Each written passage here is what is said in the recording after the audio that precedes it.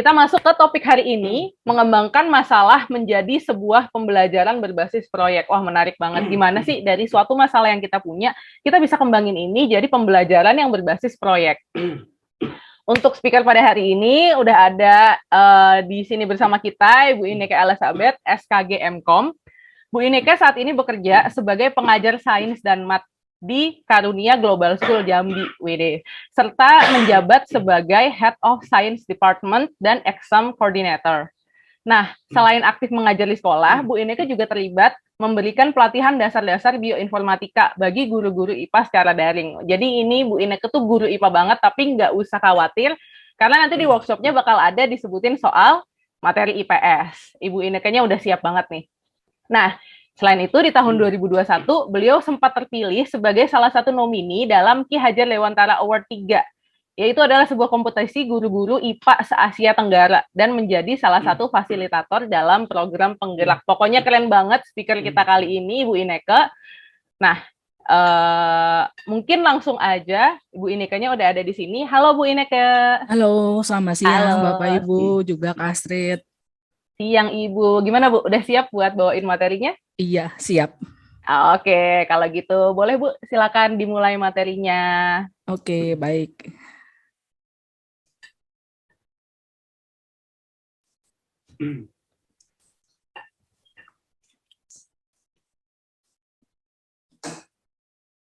Oke.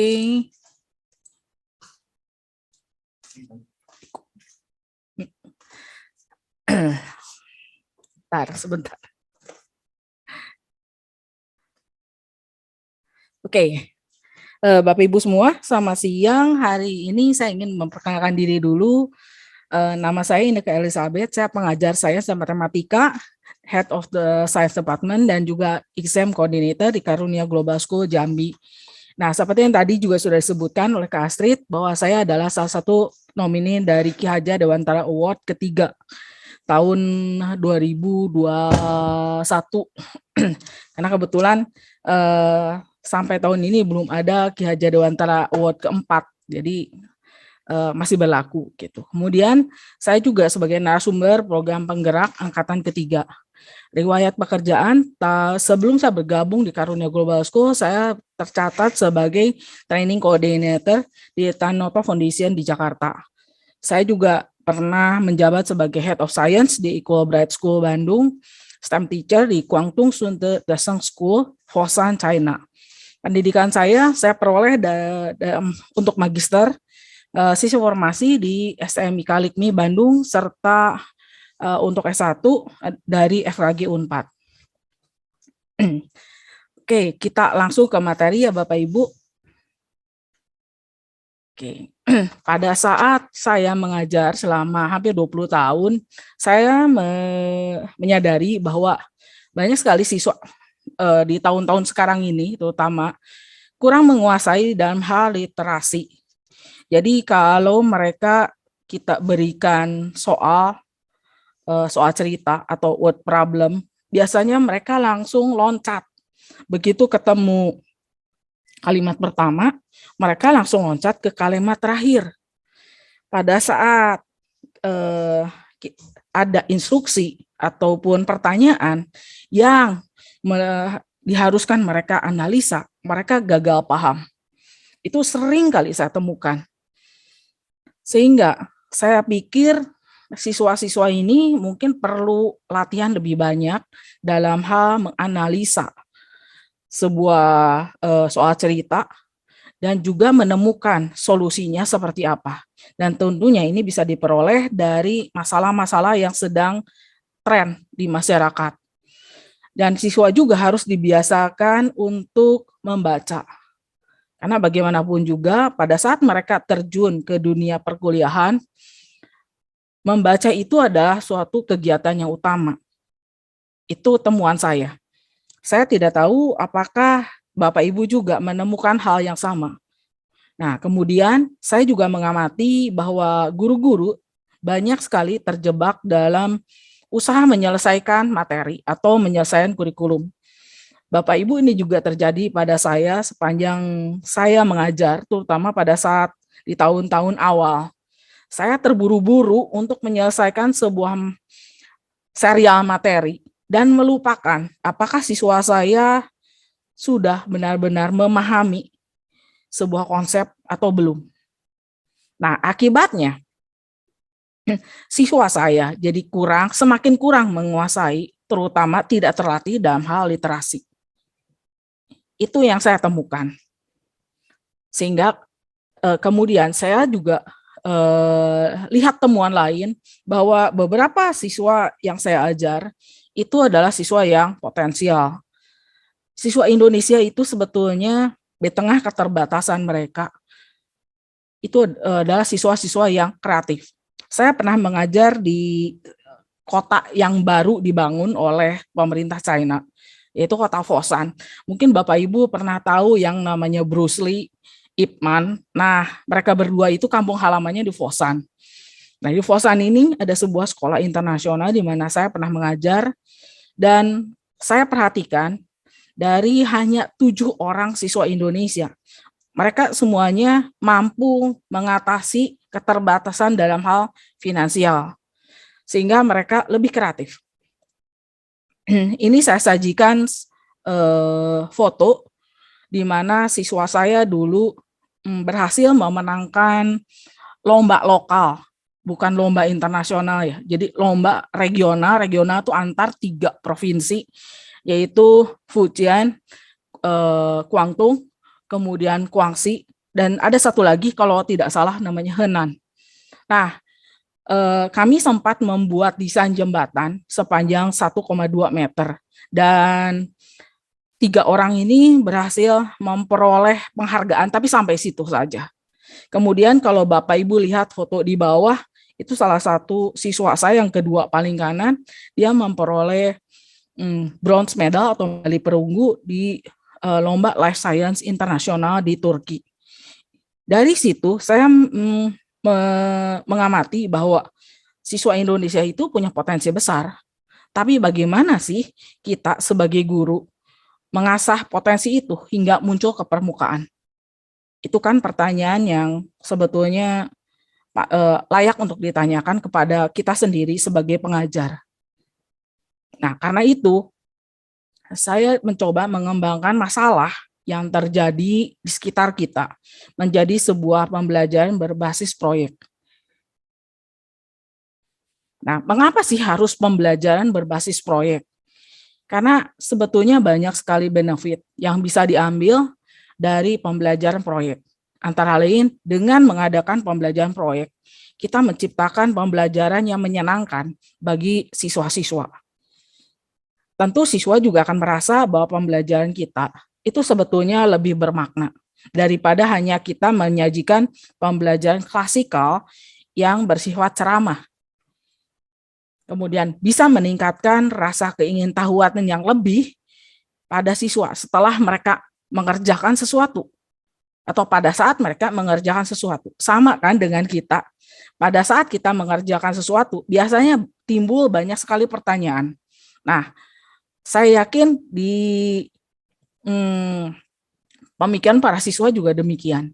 Kemudian, dengan pembelajaran proyek, kita juga bisa membangun critical thinking pada diri siswa sendiri, serta melatih kolaborasi di antara mereka dan juga di antara para guru, di mana zaman sekarang itu saya merasa mulai berkurang. Beda sekali pada saat saya di awal-awal mengajar. Nah, kolaborasi antar guru lebih terasa. Kita lanjutkan. Nah, dengan benefit atau dengan keuntungan menciptakan pembelajaran yang menyenangkan. Lalu ada pertanyaan untuk kita jawab, apakah kita sudah menciptakan pembelajaran yang menyenangkan bagi siswa kita?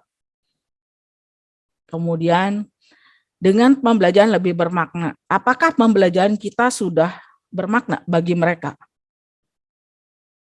Kita juga bisa refleksi dengan keuntungan meningkatkan keingintahuan yang tinggi bagi siswa. Apakah kita selama ini sudah mendorong rasa keingintahuan siswa kita? Apakah kita juga sudah membangun critical thinking pada siswa kita? Kemudian, apakah kita sebagai guru sudah memberikan contoh bekerja sama dengan rekan sejawat, sehingga para siswa ini akan melihat dan mencontoh apa yang sudah kita lakukan dengan rekan-rekan sejawat. Nah, karena itulah kita belajar saat ini merancang pembelajaran berbasis proyek. Apalagi pemerintah sendiri sudah mendorong adanya pembelajaran berbasis proyek melalui kurikulum Merdeka.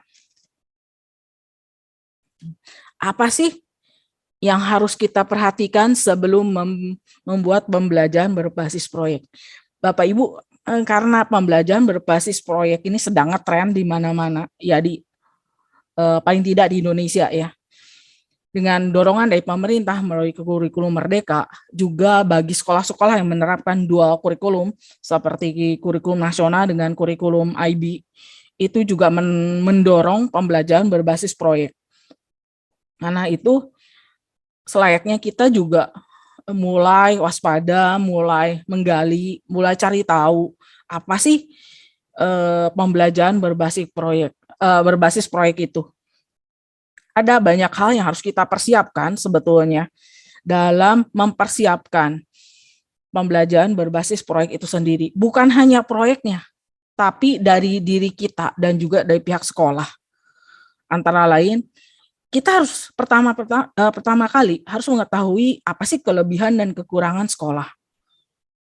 Kalau sekolah seperti yang tempat saya mengajar sekarang ada di provinsi yang jauh gitu ya, dari Jakarta, dari ibu kota negara, tentu akses terhadap barang-barang, kemudian akses terhadap informasi sedikit lebih terhambat.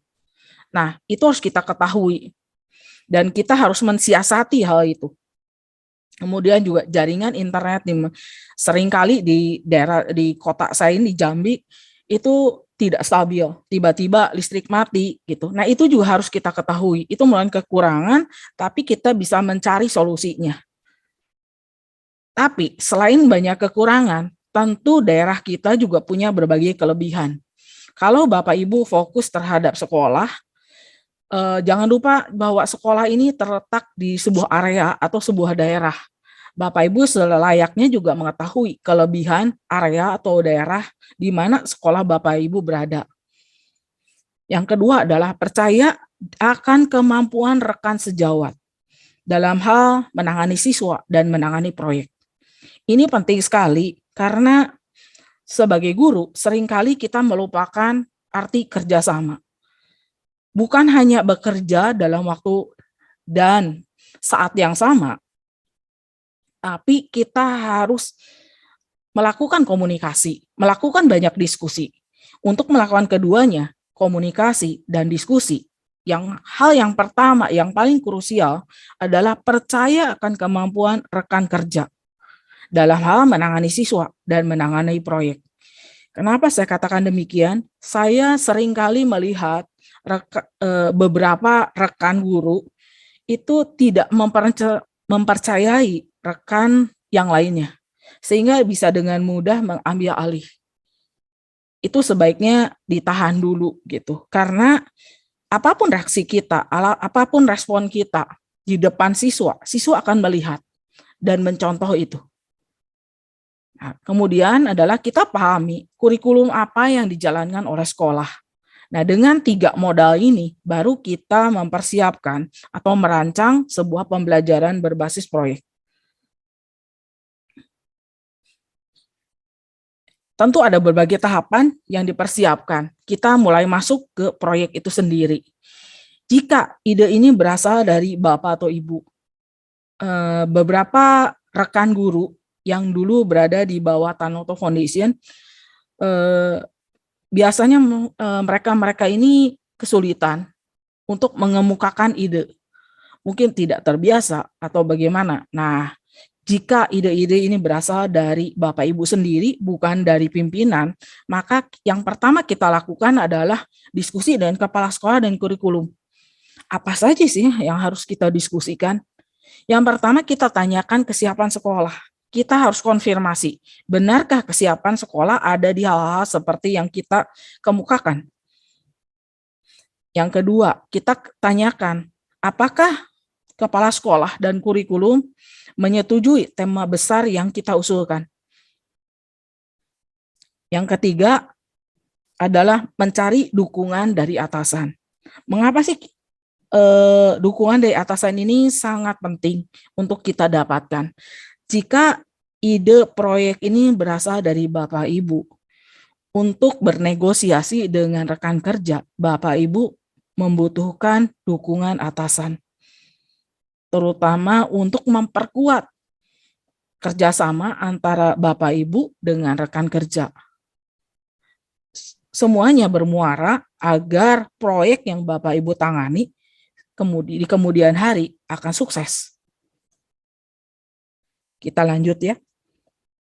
Yang berikutnya adalah kita lanjutkan diskusi dengan guru-guru yang lain. Setelah Bapak Ibu selesai berdiskusi dengan kepala sekolah dan kurikulum, selanjutnya adalah Bapak Ibu berdiskusi, melakukan rapat dengan guru-guru lain. Tujuannya buat apa? Yang pertama, menyusun kepanitiaan.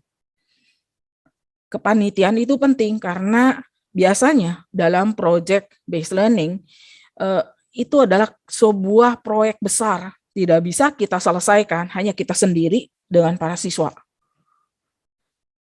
Juga menyangkut tema besar, kita diskusikan dengan guru-guru apakah mereka juga setuju dengan tema besar yang kita usulkan.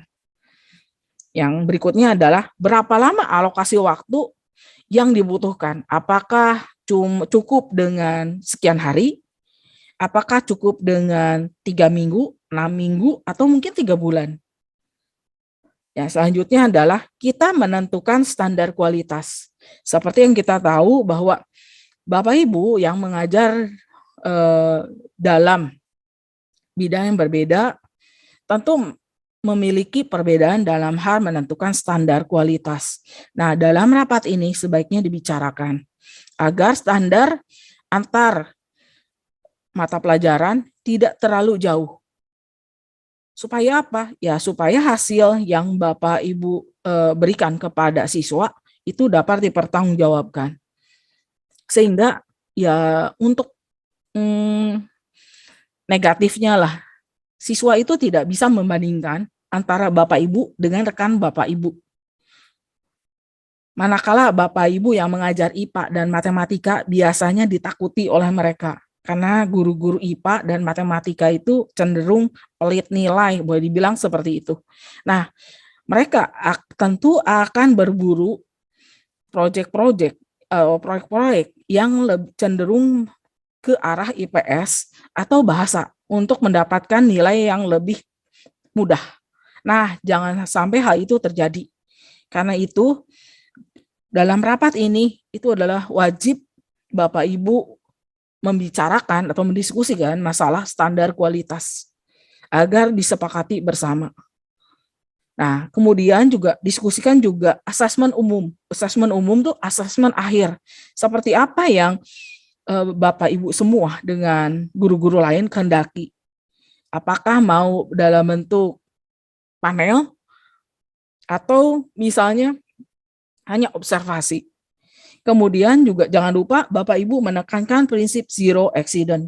Dalam mengerjakan proyek ini, sebaiknya tekankan pada para guru yang lain juga bahwa zero accident itu penting untuk menumbuhkan kepercayaan dari para siswa dan juga pihak orang tua. Selanjutnya adalah tentukan jenis produk akhir. Produk akhir itu adalah produk yang bisa di-display atau ditampilkan, sehingga memudahkan Bapak Ibu untuk melakukan assessment. Nah, mari kita lanjut ke tahapan berikutnya. Setelah melakukan diskusi dengan seluruh guru-guru umum, ya jadi diskusi besar, kemudian diskusi lagi dalam kelompok mata pelajaran. Contohnya matematika bersama dengan IPA, IPS dengan agama, pendidikan Pancasila, kemudian bahasa Indonesia, dan lain-lain.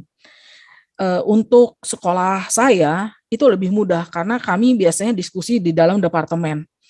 Sedangkan untuk sekolah yang kurikulumnya nasional, diusahakan ini juga terjadi sebelum melakukan proyek pembelajaran berbasis proyek.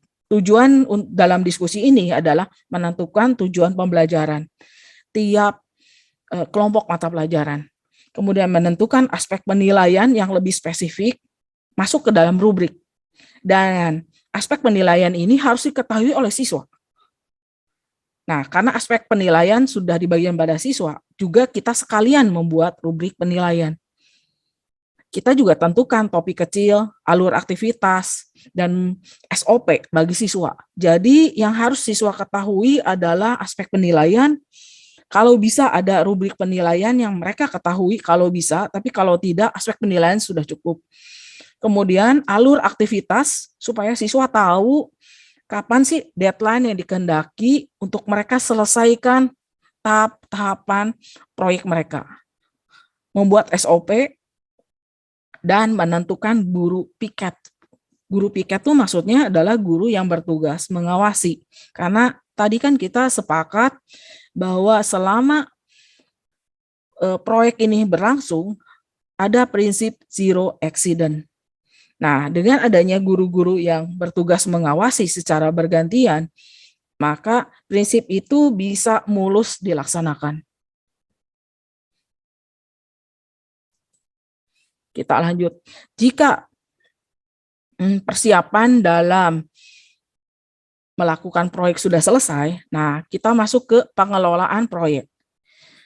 Dimulai dengan diskusi antar guru dalam kelompok mata pelajaran, menyangkut yang lebih detail lagi, tidak hanya mengenai materi proyek, merencanakan, tapi sekarang menyangkut classroom management. Classroom management itu maksudnya adalah sejauh mana siswa diberi kebebasan. Juga biasanya kan ada penilaian sikap. Dalam kelompok yang bekerja, terutama ada sekolah-sekolah yang siswanya banyak, biasanya kelompoknya juga besar. Nah, jika kelompoknya besar, satu demi satu, penilaian sikap mereka gitu, seorang demi seorang, itu akan sulit. Nah, ini harus disepakati dulu dalam guru kelompok mata pelajaran.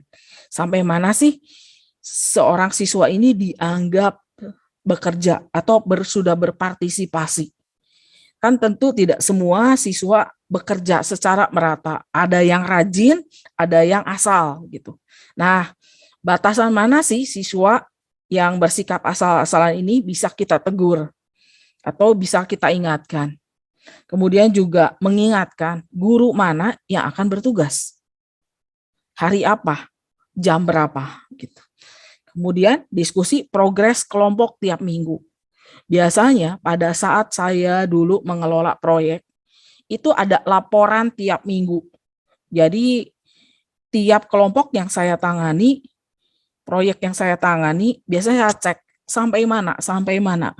Dan itu mereka harus menunjukkan progresnya. Kalau mereka berupa ide, saya akan tanya, mana bukti bahwa ide kalian itu mengalami kemajuan? Kalau mereka tidak bisa menjawab, ya saya tambahkan pekerjaannya, harus dilanjutkan sampai selesai gitu.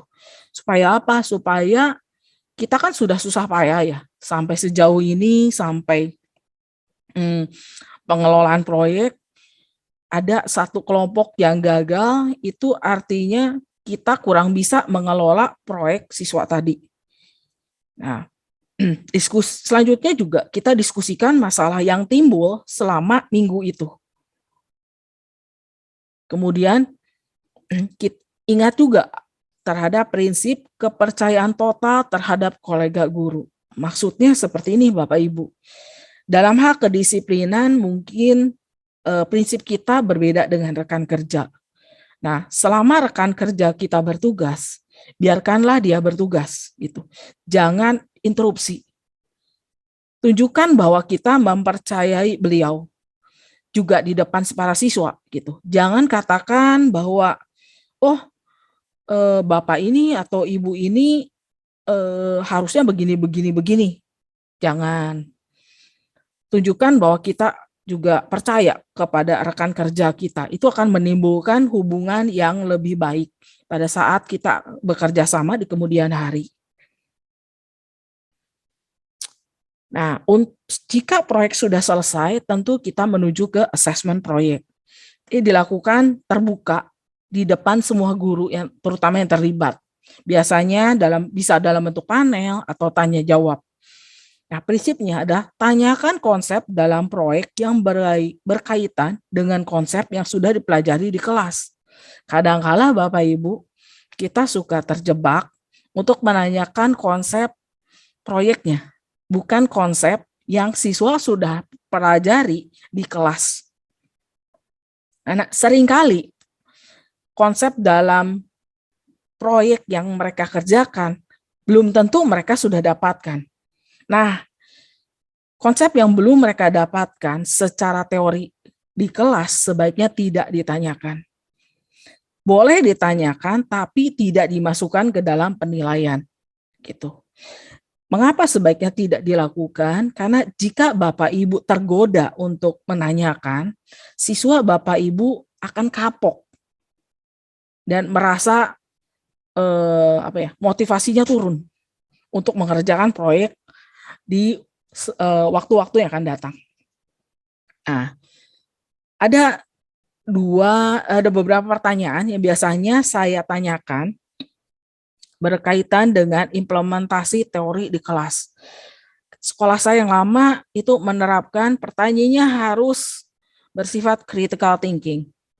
Jadi biasa saya memberikan arahan kepada guru-guru lain dengan pertanyaan yang saya pandu. Bagaimana jika bla bla bla, apa yang kamu lakukan? Kemudian bagaimana caramu agar lain kali proyekmu berjalan lebih efektif dan efisien? Jadi ditanyakan improvementnya seperti apa. Kemudian bisa juga ditanyakan, adakah hal yang perlu kamu perbaiki dalam proyek ini? Tentu dalam tiap pengerjaan proyek itu tidak akan sempurna. Pasti aja ada hal yang harus diperbaiki. Nah, tanyakan saja apa sih yang harus ditingkatkan oleh mereka. Itu cara ataupun hal yang pernah saya lakukan di sekolah lama.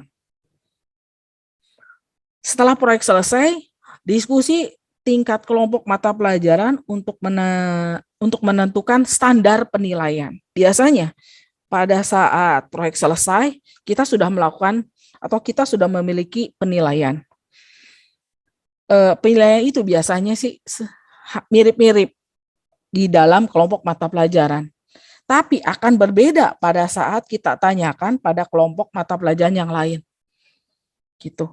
Nah, ini perlu penyeragaman.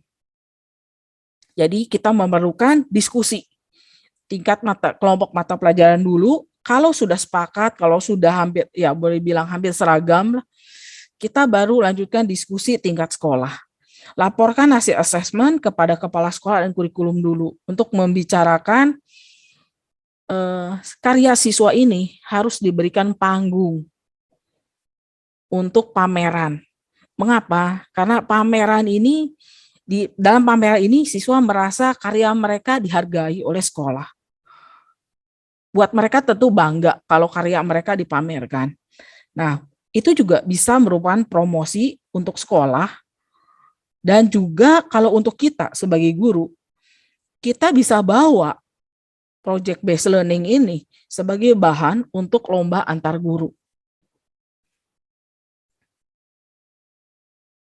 Nah, sepanjang saya menjadi guru juga menjadi pembicara di beberapa seminar, biasanya guru-guru kebingungan dengan idenya dari mana sih?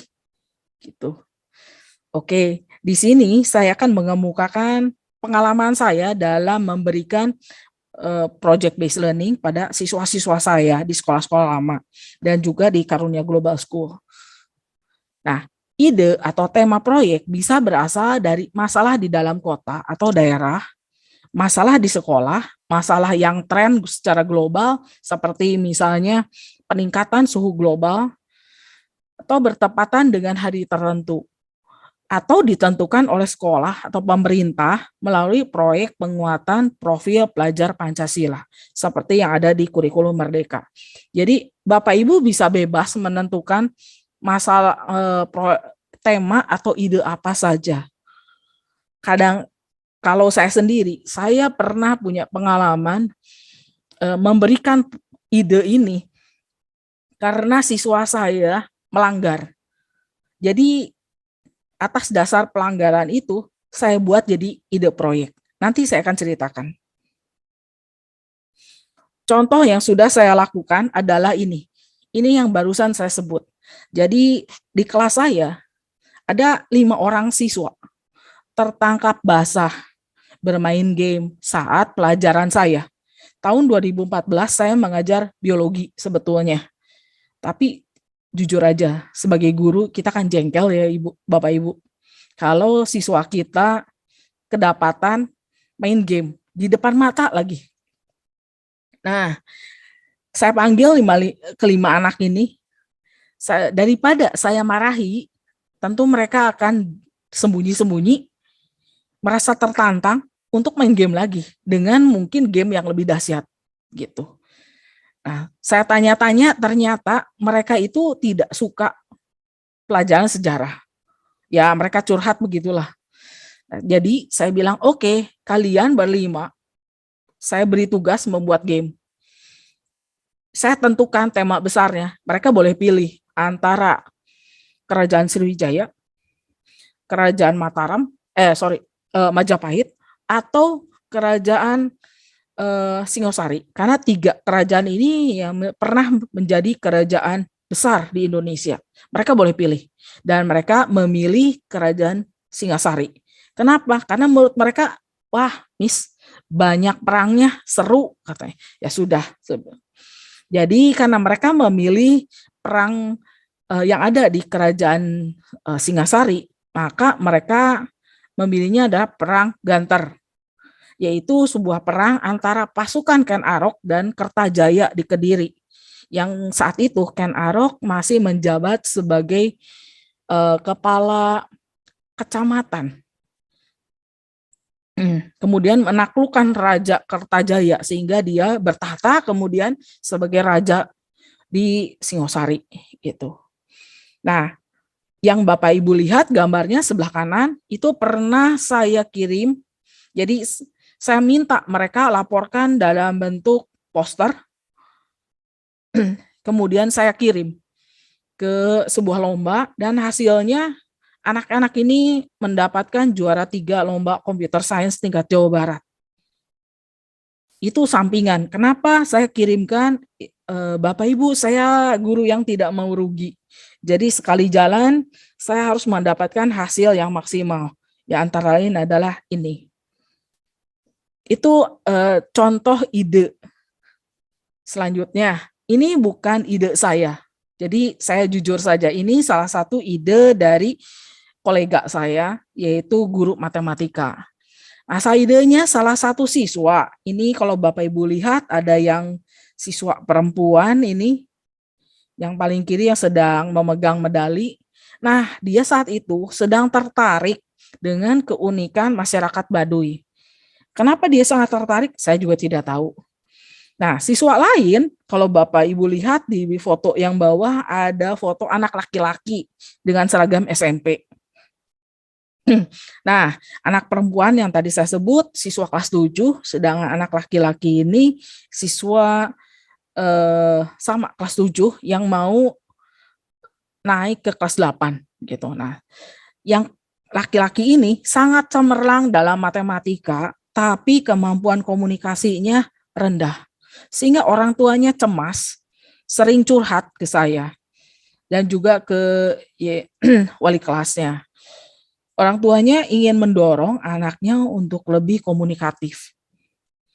Nah, lalu saya dan guru matematika di sini, yang sebelah kanan siswi tadi, merancang sebuah proyek riset untuk remodeling motif batik Baduy. Ya, hasilnya sangat cemerlang, yaitu mereka meraih juara 1 nasional lomba matematika tahun 2015. Nah, sekarang pertanyaannya, apakah mereka saat ini sudah berhasil? Kalau yang perempuan saat ini sedang kuliah matematika di Nottingham University di Ningpo, China. Sedangkan yang laki-laki sedang menempuh pendidikan fisika di Sydney. Gitu. Jadi Lomba-lomba ini juga, proyek juga berharga kok Bapak Ibu untuk mereka, bermakna. Nah, contoh lain, ada satu siswa pada saat saya mengajar di Bandung juga, suatu saat karena nilainya agak rendah dan dia tidak punya motivasi untuk belajar, sehingga dia mengirimkan sogokan ke sekolah gitu, ke sekolah dengan tujuan menyogok guru-guru IPA-nya. Yang disogok kami cuma bertiga, saya, dua rekan saya. Ya karena dia ingin mendapatkan nilai yang lebih tinggi gitu.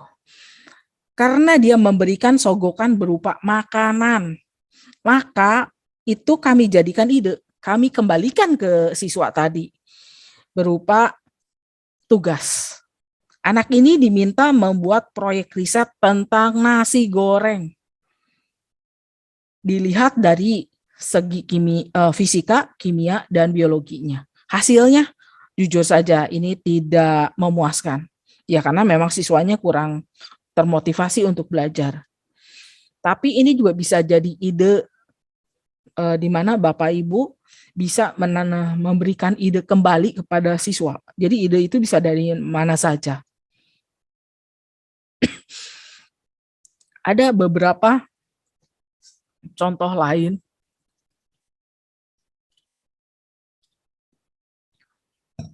Contohnya di sekolah saya yang terakhir di Bandung sedang mengalami krisis keuangan. Tahun 2019, tahun 2020, itu kan awal terjadinya pandemi. Sehingga sekolah tidak mampu membiayai pengeluaran riset untuk lab science yang saya kepalai. Nah, riset kemudian saya ubah ke arah computer aided research, yaitu bioinformatika. Disinilah saya mulai ketertarikan saya akan bioinformatika. Jadi kalau Bapak Ibu tanya, apakah sudah lama saya berkecimpung di bioinformatika? Belum, baru dari 2019. Nah, kemudian dari hasil saya belajar itu, saya memperoleh kenyataan bahwa dengan saya mempelajari bioinformatika, saya berhasil menghemat dana sekolah yang biasanya saya menghabiskan dana sekitar 2-3 juta untuk riset life science. Nah, setelah saya memperoleh beberapa konsep bioinformatika dan saya mulai mengajarkan, dana itu bisa bukan diminimalkan lagi, justru menjadi 0. Sehingga sekolah bisa berhemat sekitar 2-3 juta. Nah, kemudian hasil salah satu proyek ini dijadikan tugas siswa, yaitu membuat kandidat vaksin COVID-19. Cuma sayang, tugas ini tidak bisa diaplikasikan untuk anak SD karena konsepnya terlalu rumit. Nah, untuk membuat kandidat vaksin ini diperlukan konsep bagi siswa yang sudah mendapatkan imunologi atau sistem kekebalan manusia gitu. Jadi buat siswa yang belum mendapatkan topik itu di kelas sebaiknya tidak diberikan karena topik ini agak sulit memang. Nah, data yang saya peroleh itu berasal dari website di sebelah kanan, antara lain adalah NCBI. Yang proyek sekolah, ini skalanya sekolah. Yang kedua, contohnya lokasi di Bandung, karena pada saat itu saya mengajar sebuah sekolah di Bandung. Sekolahnya sangat kecil. Walaupun tanahnya luas, tapi sekolahnya sangat kecil dan masih dalam pengembangan. Kalau Bapak Ibu lihat, ini ada gambar sekolah yang saya cantumkan di sana. Bahkan dindingnya pun masih terdiri dari gipsum dan juga triplex. Jadi kalau ada angin kencang, kami guru-guru deg-degan karena kami takut atap sekolah roboh. Tapi itu kenyataan Bapak Ibu. Nah, kami membuat project based learning ini untuk siswa 25 anak dari kelas 7 sampai 12. bagi Bapak Ibu mungkin tidak percaya ya bahwa siswa sekolah ini sangat sedikit memang karena bangunannya pun masih dibangun gitu. Karena itu siswa diharapkan bisa berkembang sebetulnya, tapi tidak sampai berkembang, akhirnya tutup juga. Nah, 25 siswa yang terbentang dari kelas 7 sampai 12 dibagi menjadi beberapa kelompok. Antara lain computational thinking, matematika, kemudian IPA, hukum, sosiologi, antropologi, kemudian bahasa, dan lain-lain.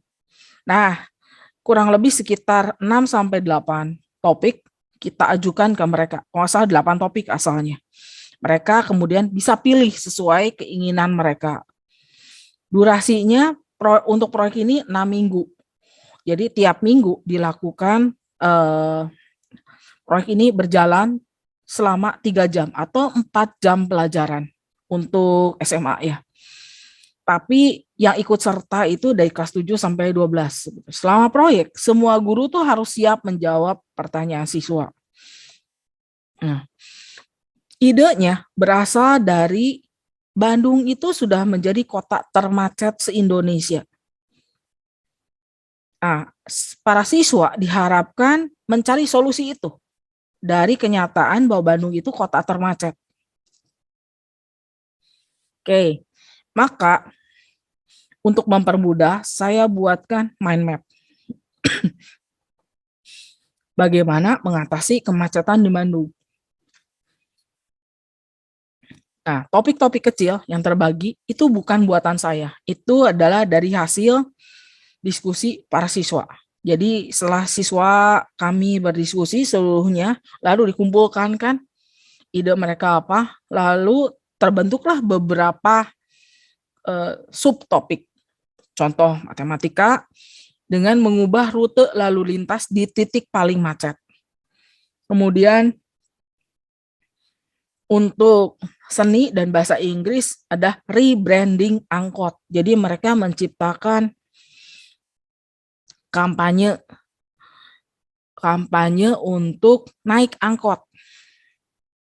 Sedangkan untuk kelompok PKN mereka membuat undang-undang lalu lintas baru. Dan kemudian untuk computational thinking menentukan jarak terpendek 2 lokasi dengan algoritma A*.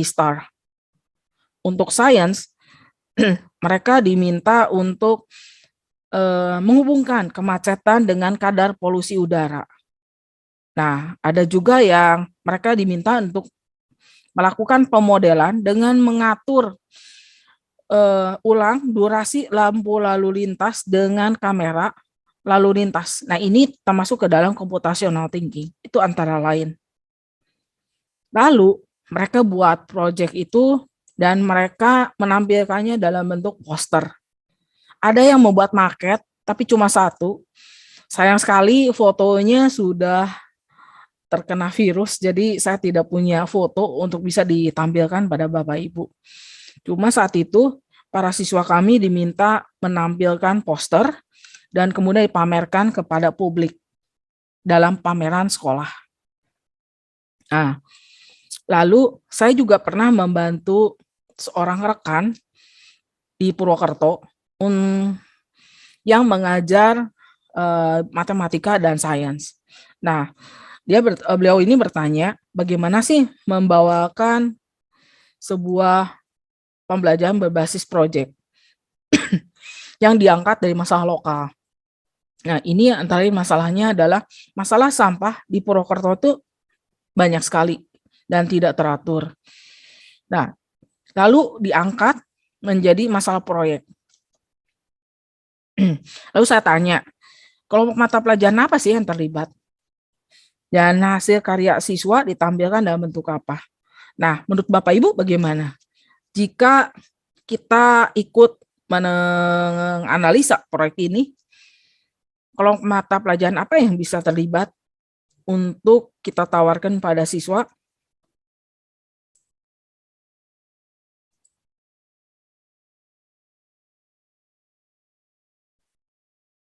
Silakan mungkin bisa dijawab di kolom chat.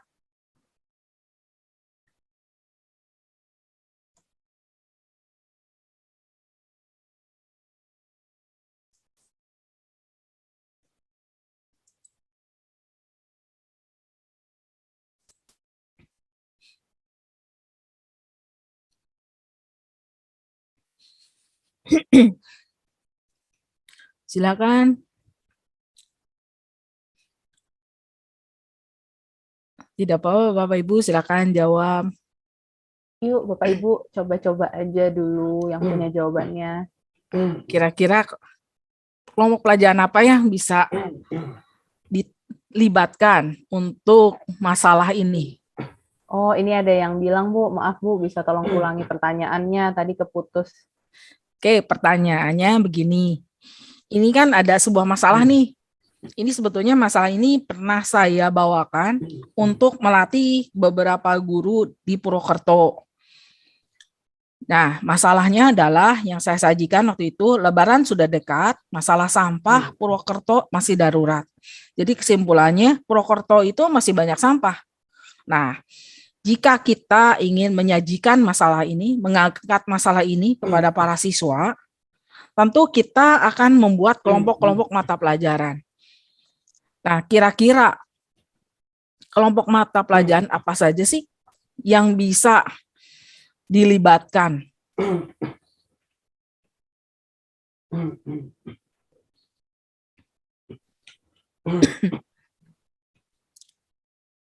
Yuk, gimana nih? Udah diulang pertanyaannya. Nah, itu udah ada jawaban, Bu. Aku Wah, bantu banyak bacain juga ya. Oke, ada dari Bu Monik, Home Economic, Biologi, Composting Bakteria, Art dari Recycling Product, Potter, Bahasa Indonesia, Poster. Oh, maksudnya mungkin poster untuk Poster untuk sosialisasinya akhirnya. ya. Ya.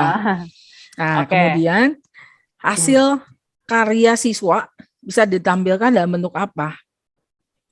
Tentunya Bapak Ibu, kita harus pintar juga untuk melihat, untuk memberikan tugas dalam bentuk karya pada para siswa dalam rangka sebagai atau mencari solusi masalah ini. Jangan sampai hasil karya yang kita minta dari para siswa membebani para siswa dan juga membebani kita. Gitu. Poster bisa, prakarya juga bisa.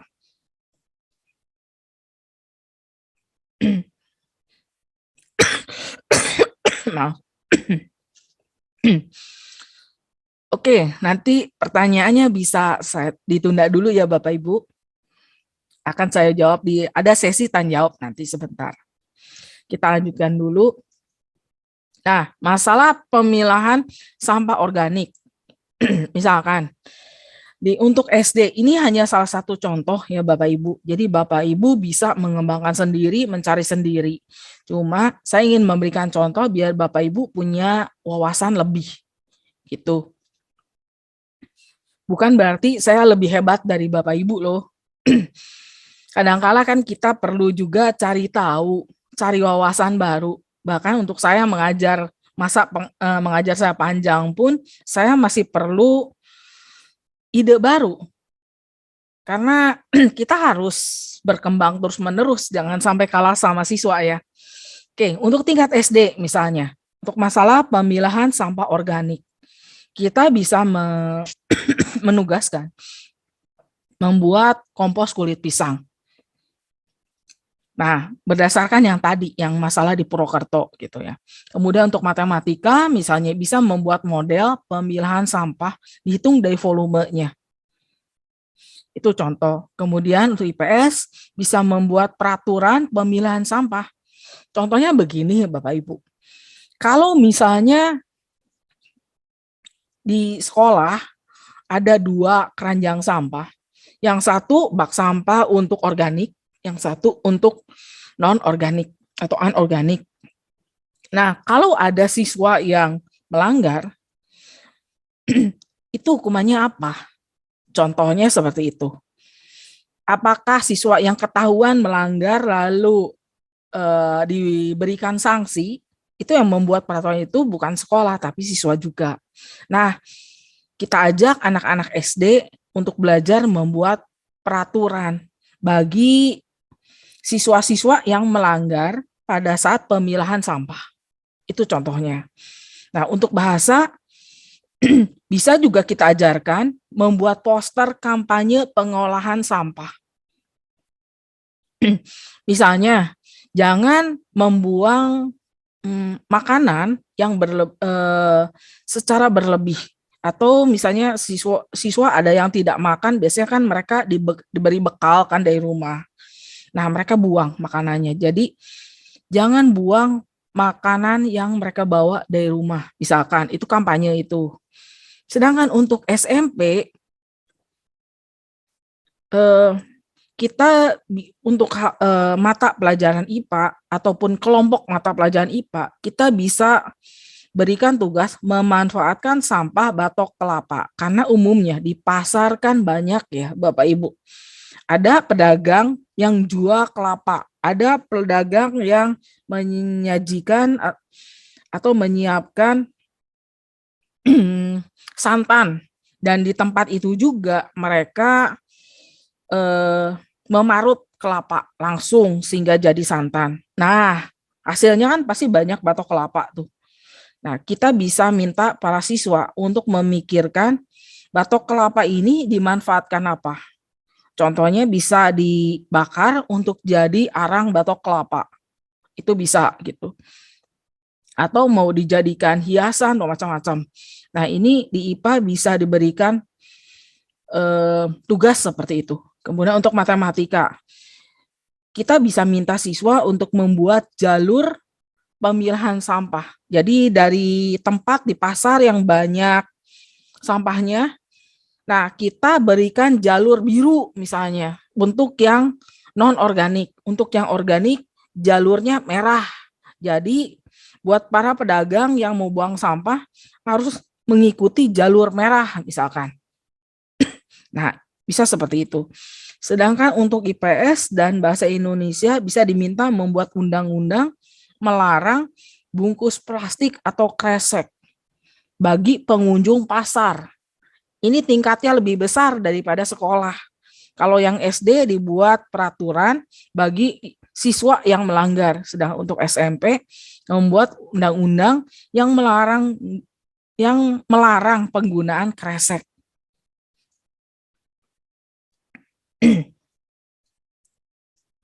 Itu beberapa contoh tadi saya lupa.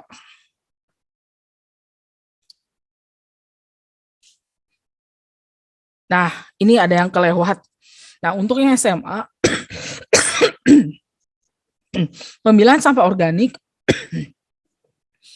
itu bisa kita berikan tugas membuat smart market model. Ini market.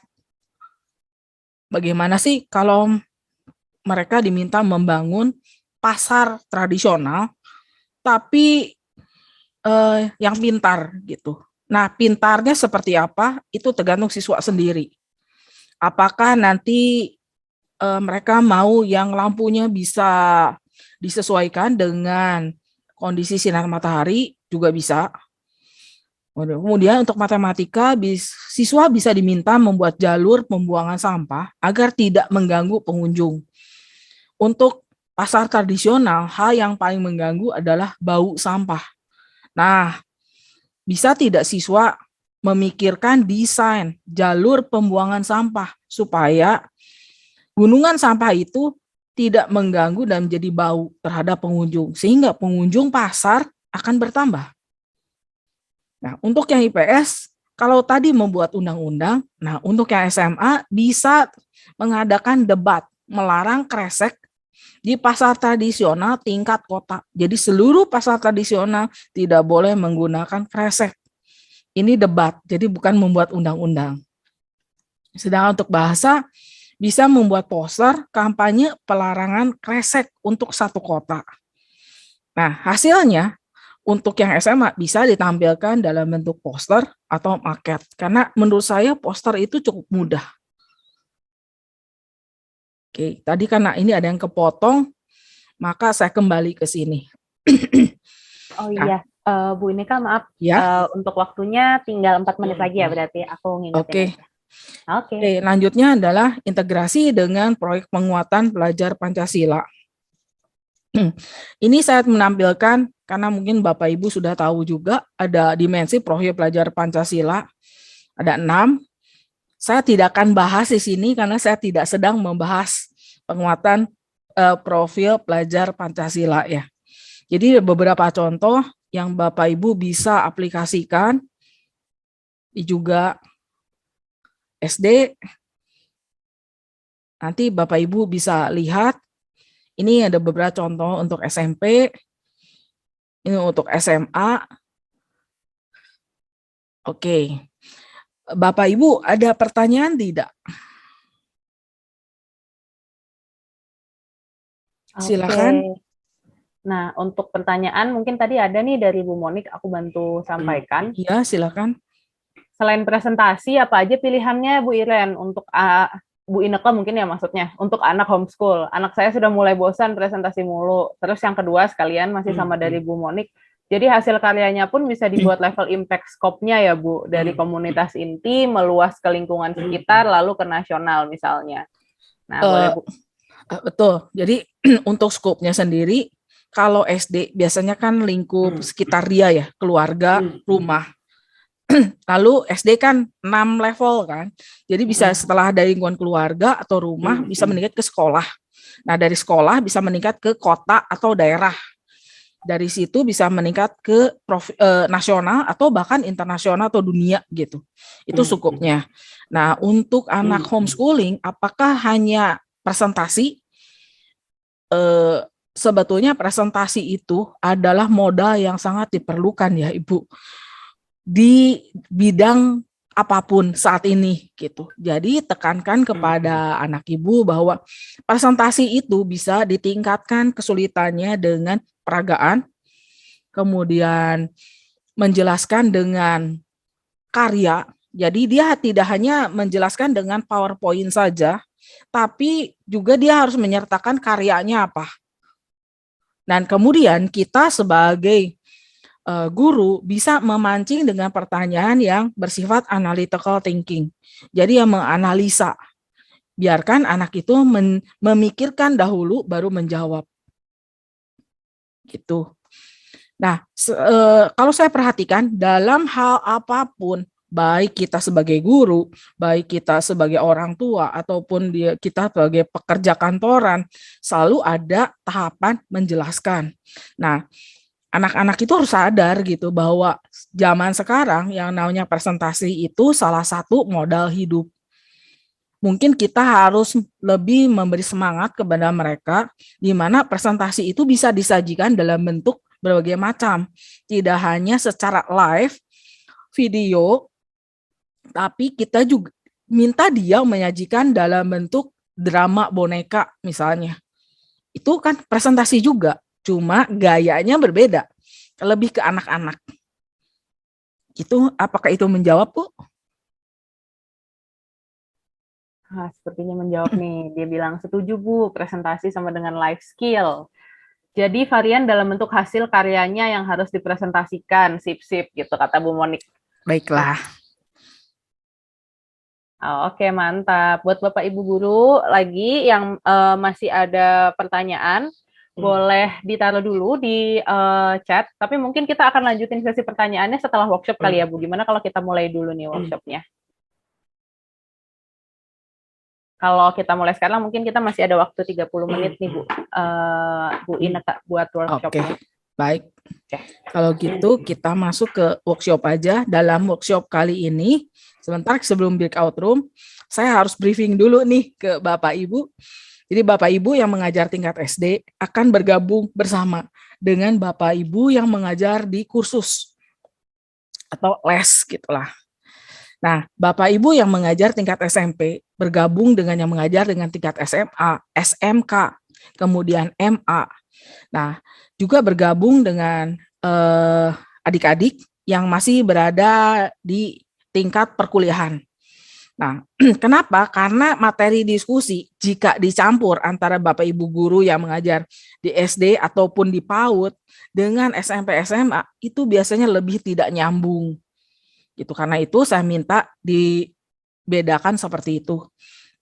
Kemudian Bapak Ibu nanti berdiskusi dalam breakout room untuk merancang sebuah proyek. Seperti apa pekerjaan Bapak Ibu nanti akan saya jelaskan. Tema besar kita adalah Kerajaan Indonesia Masa Lampau. Walaupun saya sendiri pengajar sains dan matematika, seperti yang sudah saya jelaskan, tapi saya juga ingin loh memajukan yang Bapak Ibu yang mengajar sosial. Tugas Bapak Ibu adalah buat tema khusus. Jadi dari kerajaan Indonesia di masa lampau ini, Bapak Ibu pecah-pecah ya, sesuai dengan kelompok Bapak Ibu. Jadi kalau Bapak Ibu mengajar di SD, sesuaikanlah kerajaan Indonesia di masa lampau ini dengan kurikulum yang berlaku di SD. Jadi bagi Bapak Ibu yang SMP, yang SMA juga sama. Sesuaikan dengan kurikulum di tempat Bapak Ibu mengajar.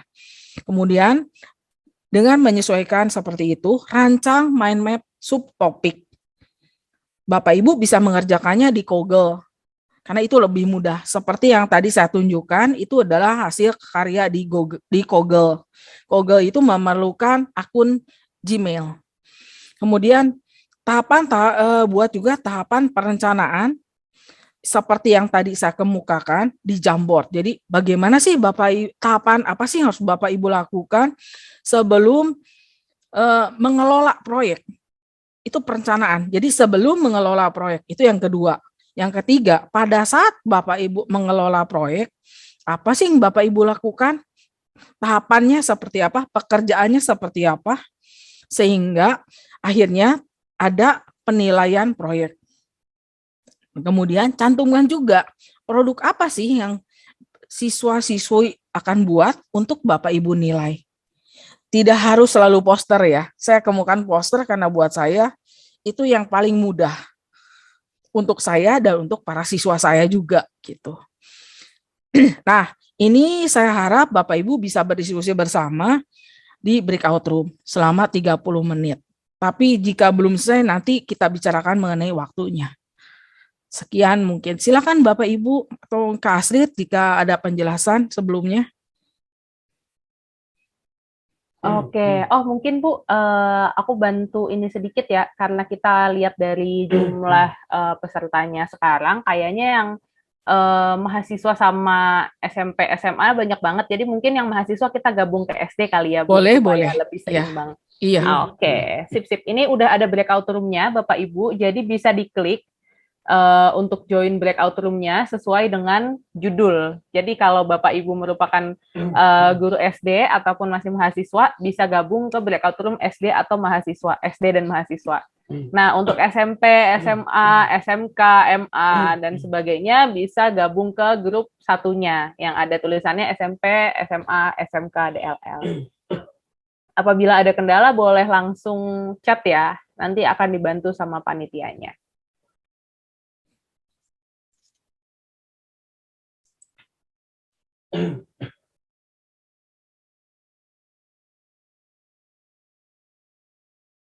Lihat di yang grupnya SMP SMA.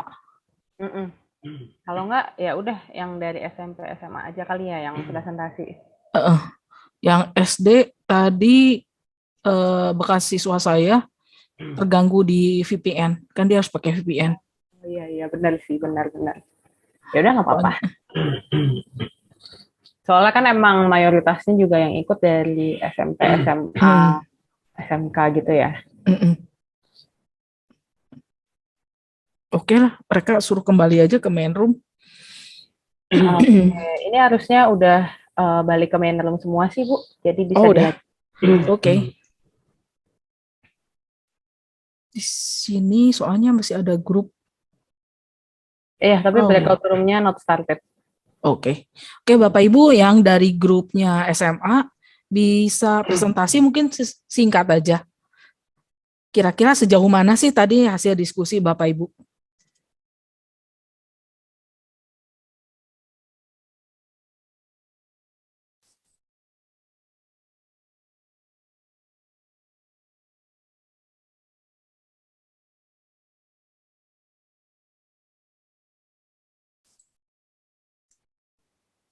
Ini soalnya rame banget nih tadi di chat.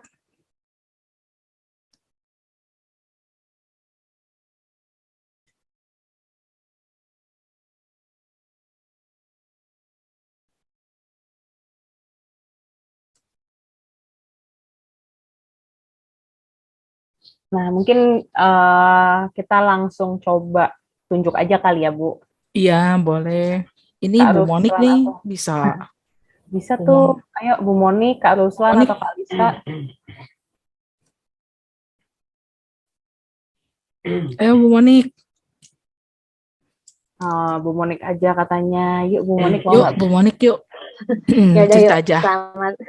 selamat sore semuanya. Pertama-tama saya bilang makasih banyak ya Bu Ineke. Ini saya senang banget bisa dapat session dengan Bu Ineke. Benar-benar spesial. Sama-sama. Ini kalau bisa lebih panjang, saya bakal korek-korek lah ini otaknya Bu Ineke. Keren banget. But anyways, ini saya kenapa saya tadi minta yang lain, karena kan mungkin yang lain lebih aktif ngajar. Kalau saya kan lebih ke homeschool ya. Dan walaupun dulu ngajar bahasa Inggris, tapi yang saya tangkap tadi, kita coba diskusi adalah kita akhirnya pakai contoh kerajaan Sriwijaya yang tadi Bu Ineke sampaikan. Tapi kita dari sisi ekonominya. Jadi masalah sebenarnya, karena kerajaan Sriwijaya kan sebenarnya termasuk yang kuat dan sukses pada masanya. Jadi nyari masalahnya agak susah. Jadi tadi kita ada salah satu teman yang share link Kompas tentang kondisi ekonomi di Sriwijaya. Nah, salah satu highlightnya adalah dari armada lautnya untuk perdagangan, karena dia kan pusat transit. Jadi masalah yang kita temukan atau kita coba ambil adalah masalah misalnya adalah mengamankan armada lautnya.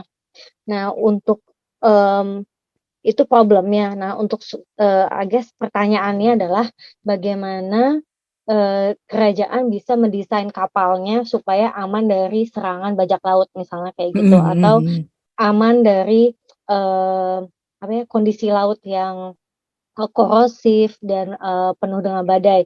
Itu jadi bisa jadi ya jadi topik salah satu ini ya untuk desain. Iya, Terus betul. dari sisi tata busana, tadi kan soalnya di grup kita juga ada yang dari SMK ya.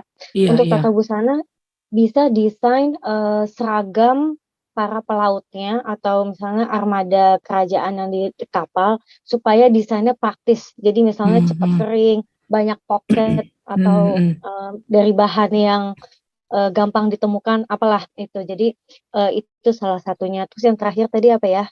Desain kapal, desain itu. Oh, mungkin itu sih yang saya ingat. Mungkin teman-teman ada yang ingat bisa tambahkan lagi.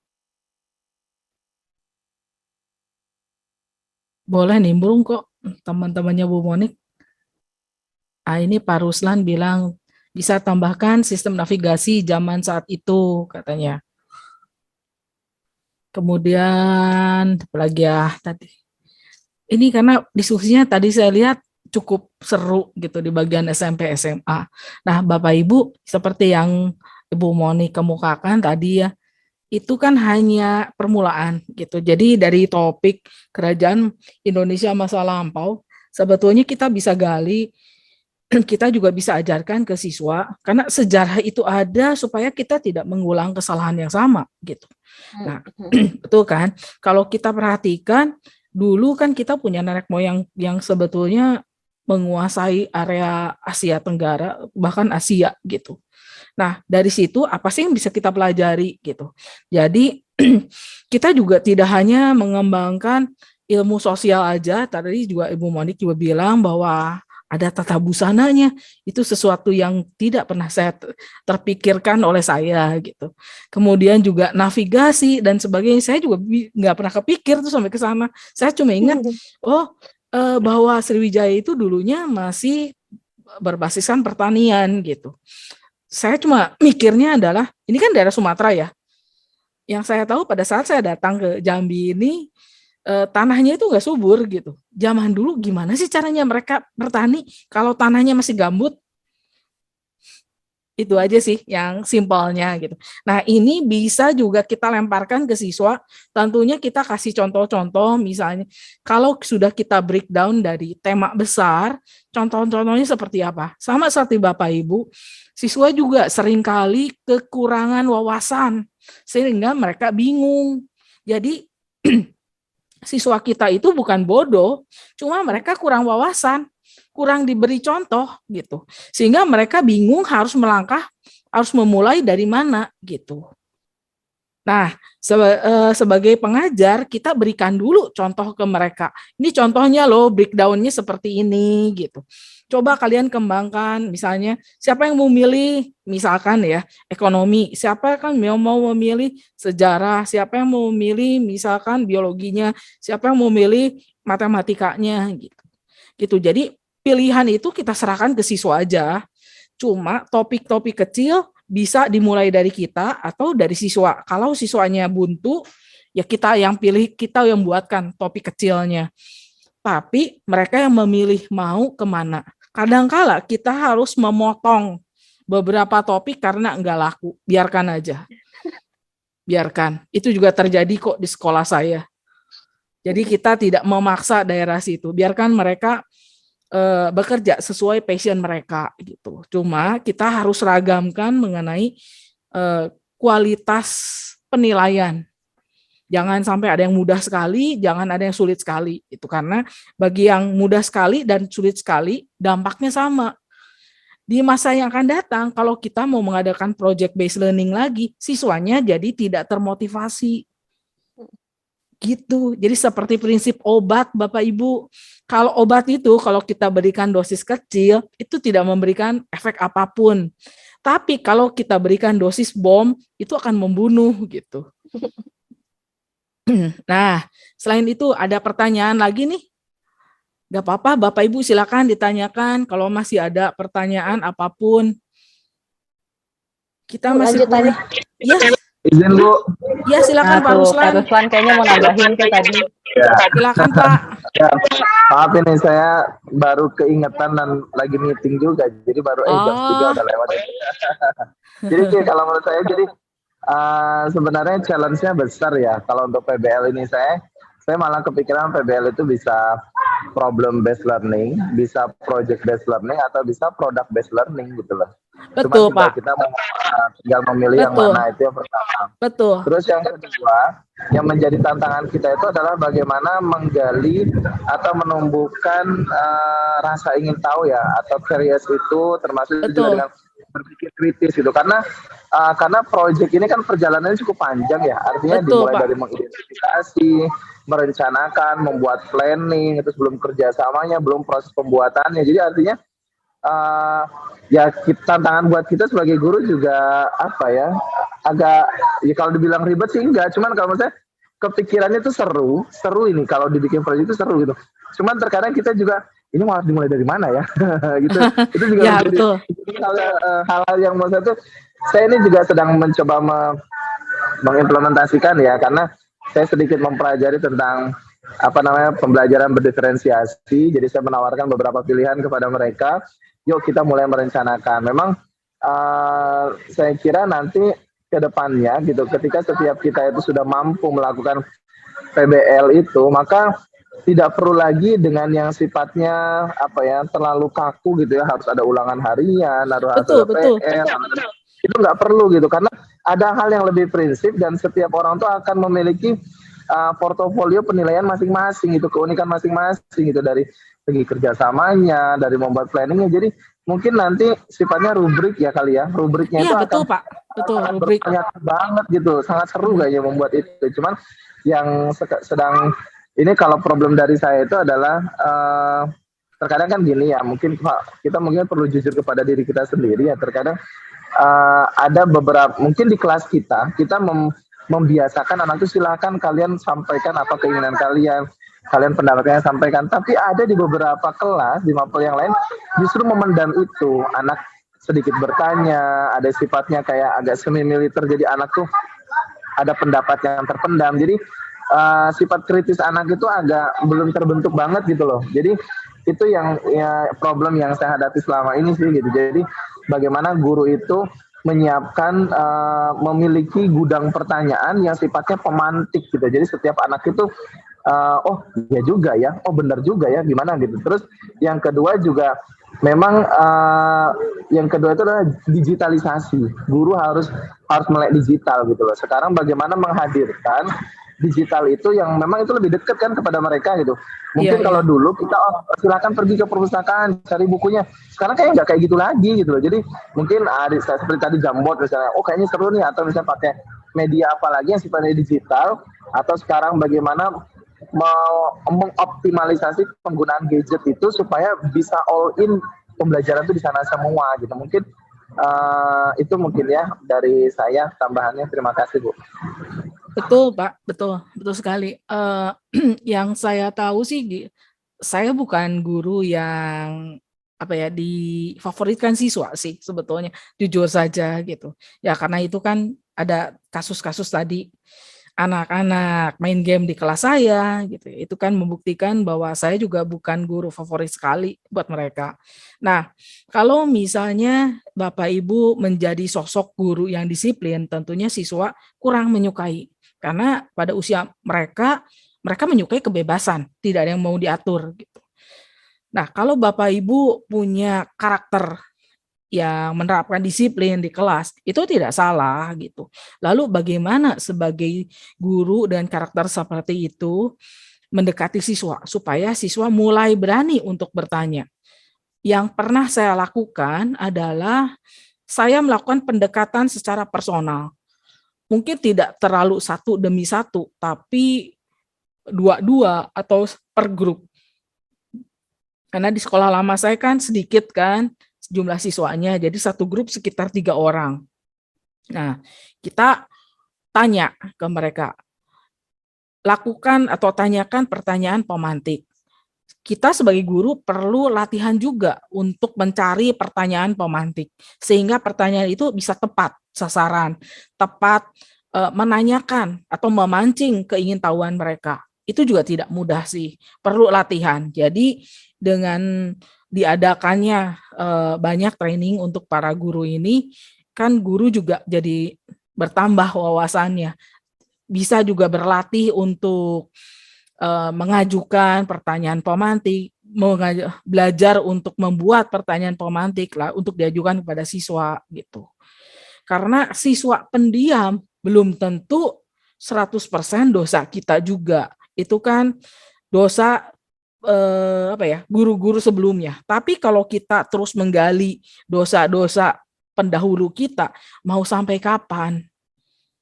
Tugas kita adalah mengobati itu gitu. Ya sudah, kita mulai menatap ke depan bagaimana kita mendekati mereka. Itu saja. Ada pertanyaan lagi Bapak Ibu? Silakan.